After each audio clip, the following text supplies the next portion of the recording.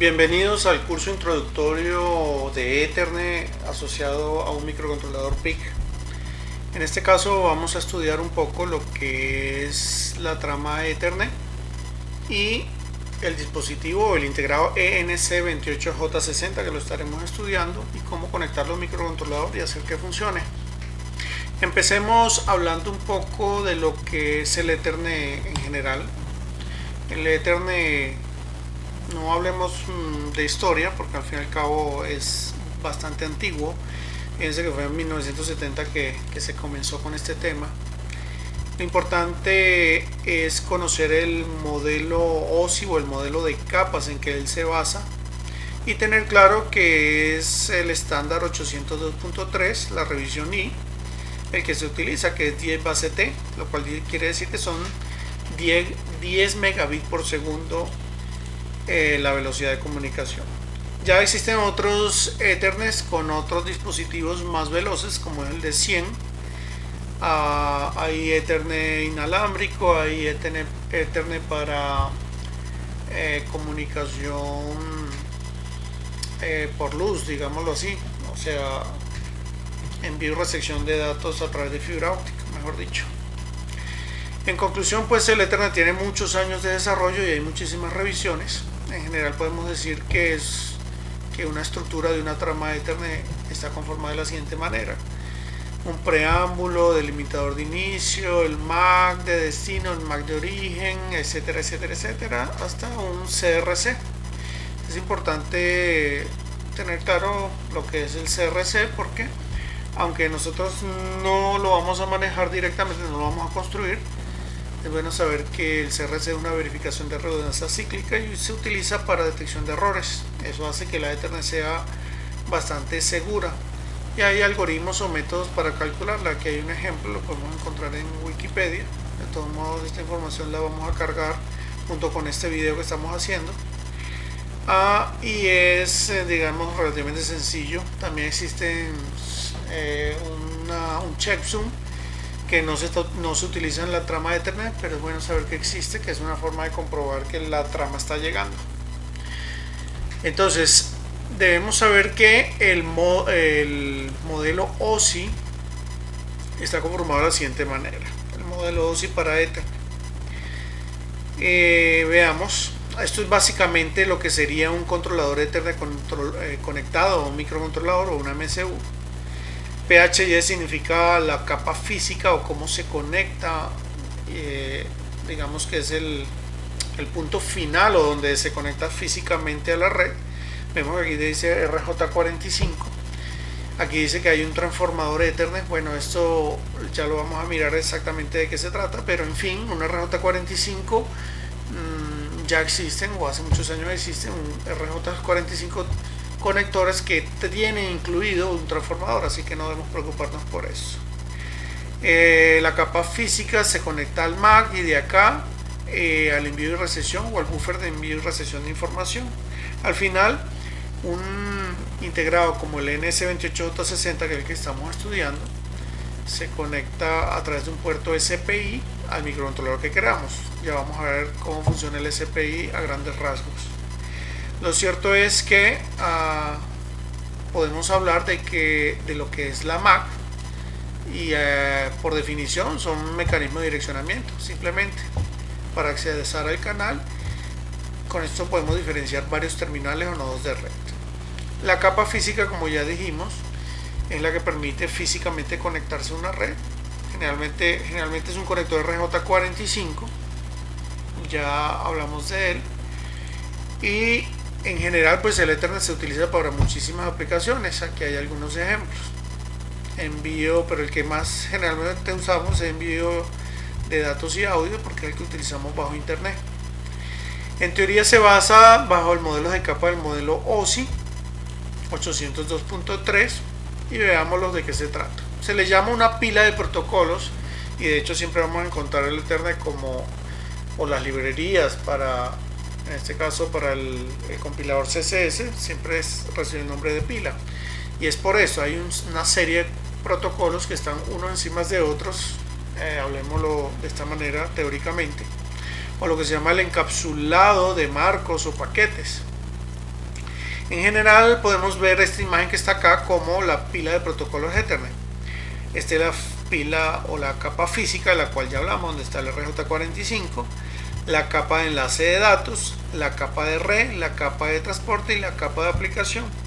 Generalmente nosotros conocemos la capa de aplicación porque es lo que conocemos como HTTP, que es el protocolo de intercambio de texto, FTP, intercambio de archivos, SMTP, M es de mail, es intercambio de mails o correo, Telnet, y acá tenemos otros protocolos que se basan en UDP y otros que se basan en TCP.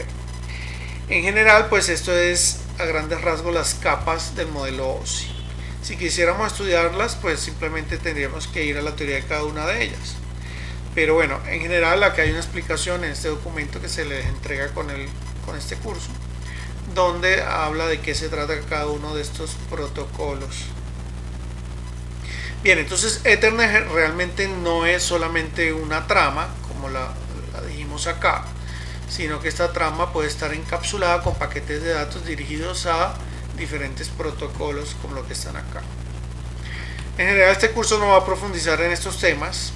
Es bueno hablar sobre la teoría del SPI. Por acá tenemos información que es el SPI. El SPI se basa en una línea de datos de clock, que es la que permite que se sincronice el envío o la recepción de datos. Una de envío de datos, una línea o un pin de envío de datos, una línea de recepción de datos y una línea de chip select. Este que se llamamos aquí SS, realmente un chip select significa seleccionar el chip, lo cual quiere decir que un maestro podría controlar muchos dispositivos por SPI simplemente seleccionando a cuál de estos pines SSS con cuál de ellos es que va a conversar. Como vemos en una rayita acá, y por lo general es activo en bajo, por lo tanto el CPU o el microcontrolador pone un bajo aquí y intercambia información con este dispositivo, por ejemplo. Luego lo deja en alto y pone un bajo acá en el SS de este otro dispositivo y conversa con él. Entonces esto se convierte en un bus que podría manejar más de un dispositivo. Cuando hablamos de Ethernet, pues podríamos tener un Ethernet o varios Ethernet si nuestro CPU tiene la capacidad de manejar más de uno, o simplemente dispositivos diferentes compartiendo el mismo bus SPI. Por lo general es un solo dispositivo conectado a un solo integrado ENC28J60. El microcontrolador que escojamos pues debe tener la memoria suficiente para manejar lo que llamamos hace un rato la pila de protocolos. La pila de protocolos, cuando hacemos uso de las librerías que ya existen o la pila que ya existe, nos daremos cuenta que se necesita una buena cantidad de memoria. Estamos hablando de mínimo 32K del microcontrolador que se va a conectar al ENC28J60. 32K. Lo recomendable sería 64K de memoria EEPROM de programa interno del microcontrolador que usemos. Bien, entonces aquí podemos conocer a fondo lo que sería la pila del protocolo. Acá tenemos entonces la descripción del chip que vamos a usar, o el ENC28J60. Es importante conocer, por lo menos acá en Colombia, dónde podemos conseguir estos dispositivos. El ENC28J60, yo recomiendo la tienda simaelectronica.net, que pueden utilizar para comprar este dispositivo. También hay muchas otras tiendas en Colombia, pero más que el ENC, que es bastante fácil de conseguir, es importante saber que en este link que les dejo acá podemos encontrar el conector Ethernet o el RJ45 final que usaríamos. Observen que aquí hay una descripción interna y él tiene los transformadores que se necesitan dentro. Tiene un LED de comunicaciones, uno nos indica que ha hecho enlace o es el link, y el otro que transmite o recibe información. Y de acá sale el cable Ethernet. Obviamente tiene varios pines para conectarnos al ENC28J60. Entonces no es lo mismo un RJ45 que no trae los transformadores a este, cuya referencia es DKD, y aquí está el número de parte. Pues hay muchas marcas, ok, yo recomiendo esta porque es relativamente económico y fácil de conseguir. De todos modos hay ya módulos completos que incluyen el integrado e incluyen el conector RJ45. son muy fáciles de encontrar porque se comercializan como partes de lo que son Arduino o como shell de Arduino, aunque realmente no viene siendo shell sino un módulo. No es un escudo de Arduino sino un módulo que se conecta a él. También lo recomiendo por el precio, ya que viene incluido esto y el chip.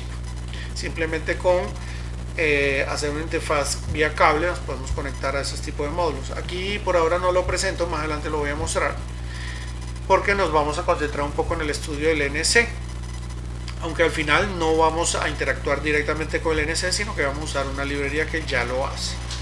Aquí hay alguna información general sobre el chip, los encapsulados en que se encuentra. Se encuentra en SOIC o en DIP, por lo menos acá en Colombia. En ambos casos, pues yo siempre he recomendado usar el SOIC, que es la versión SMD, que es la que me ha gustado más, aunque obviamente el DIP también funciona. Siempre sí hay que tener ciertas precauciones al momento de diseñar una tarjeta con un chip de estos, porque ellos necesitan tener en su base o en la parte baja del chip, físicamente hablando, necesitan tener tierra, estar protegidos con una malla de tierra para evitar que los afecte la radiofrecuencia, los afecte digamos las frecuencias que existen en el ambiente. Entonces este es el NS28J60. Observemos que este dispositivo se recomienda trabajar a 3.3 voltios, aunque aquí hay unos rangos. O sea que si yo voy a conectar aquí un microcontrolador PIC, debo tener en cuenta que también debería estar alimentado a 3.3 voltios. O en el peor de los casos, debería tener un elevador o un shift que permita que la conexión suceda sin ningún problema de niveles de voltaje. Un level shift logic, que es como se denomina. Es decir, si tengo un chip acá que trabaja a 5 voltios y este integrado trabaja a 3.3, pues lo lógico es que tenga algo que eleve los voltajes de aquí para acá, y obviamente de aquí para acá debería tener en cuenta que no deben sobrepasar los 3.3 voltios con que él se conecta. Esta parte de acá que vemos como una conexión externa, esta parte de acá vemos una resistencia, unos condensadores y acá los transformadores. Todo esto forma parte del dispositivo o el RJ45 que viene encapsulado de esta manera. Entonces básicamente lo que hacemos es comprarlos y simplemente lo conectamos a la salida más o TP out más, TPU menos, TPI más y TPI menos. Esta resistencia sí que la debemos colocar nosotros, que es de 2K. Algunos modelos usaban 2.7K. Yo he probado con 2.2 y no tengo problemas. Este condensador también es crítico y debe ser de 10 microfaradios, tal cual como lo indica aquí. No debemos utilizar un condensador que sea diferente. Acá vemos las líneas que salen, las líneas entran del NS28J60. Aquí muestra cómo deberíamos configurar los LEDs. Uno se enciende por bajo y el otro se enciende por alto. Acá tenemos algunos ejemplos del Shift Logic Level o elevación lógica de la información. Yo no recomiendo conectar, si este está a 5 voltios, directamente hacia acá, no lo recomiendo. Lo mejor es que trabaje un microcontrolador PIC a 3.3 voltios y se evitan este problema aquí de acoplamiento de niveles de tensión. ¿Vale? Todo esto es por los niveles de tensión, todo esto que está acá. Entonces el NS28J60 es bastante complejo, tiene muchísimos registros en los cuales podríamos sentarnos aquí a analizar y entender de qué se trata. Sin embargo, no es el objetivo de este curso. Simplemente vemos aquí en grandes rasgos el dispositivo y vemos de qué se trata y cómo se conecta a un microcontrolador. ¿Vale? Entonces digamos que esta es la introducción al curso de Ethernet utilizando el ENS28J60.